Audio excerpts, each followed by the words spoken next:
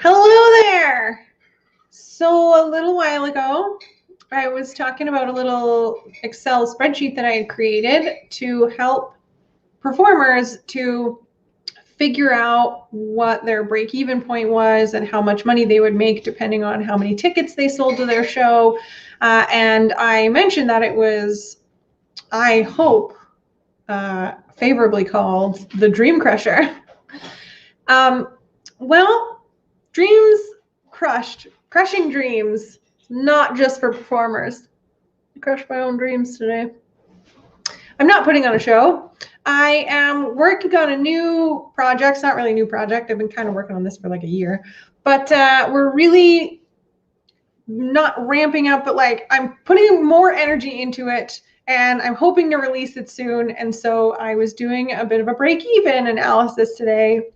And I wondered at how many units am I able to start paying myself?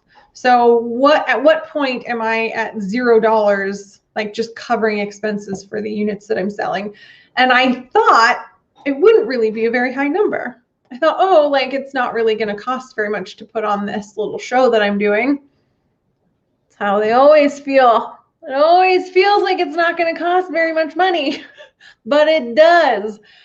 So I'm doing this break-even analysis and I'm, checking out like, okay, if I don't pay myself anything, I made some really big assumptions too. Like I had my assistant's time in there at like $2.50 per unit, which isn't really a very good estimate because like her time is going to be the same from like 1 to 50 that, so like $2.50 per unit is not really a great, but step costs are hard to do and break even. And anyways, I'm spiraling now. So I've got $2.50 in there for her. I didn't have anything in there for me. I've got some fixed costs that I have to cover. And then after 100 units, then I have more variable costs. So anyways, it got to the point where I realized that just to break even, like before I pay myself anything, I had to sell 42 units, which doesn't sound like a lot, but it's a lot.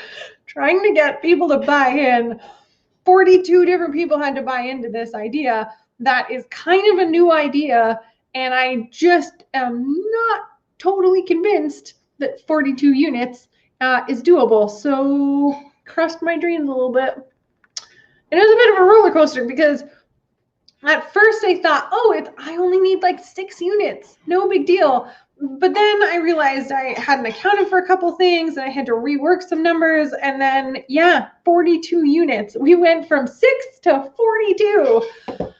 And part of that is marketing, which is a really weird one to include because if you don't include marketing, then your number ends up being a lot lower. Like I think I got down to like 13 or 14 units if I don't have marketing in there. But if I don't have marketing, then it's really unlikely that I'm going to sell those units. So it's, catch 22 there a little bit. So I decided, you know what, I'm probably not going to be able to sell those units without the marketing. So I just put them in.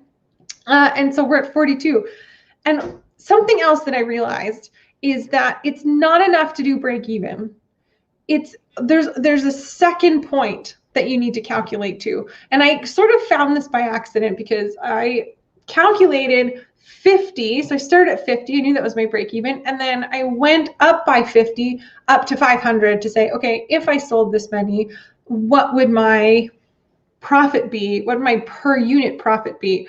Because the per unit profit changes as you go up because even though your variable costs don't change, like it's still 250 in my assistant's time, which is sort of kind of a baloney number anyway. But that number doesn't change, but you cover your fixed costs, like your contribution margin covers your fixed costs. And then I also have this additional variable cost for after 100. I think I'm getting too into the weeds on this. What happened was at 200 units, the incremental difference between 200 units and 300 units was not very big. So there was a big difference between 0 and 50. There's a big difference between 50 and 200. But after that, it really started to drop off. So if I can sell 200 units, then I'm sort of in the sweet spot. I can sell more, and that is obviously like my profit's going to go up, but it's not going to go up as fast as it does from 0 to 200. So I thought that was really, really interesting. So if I can sell 50 I probably shouldn't do this.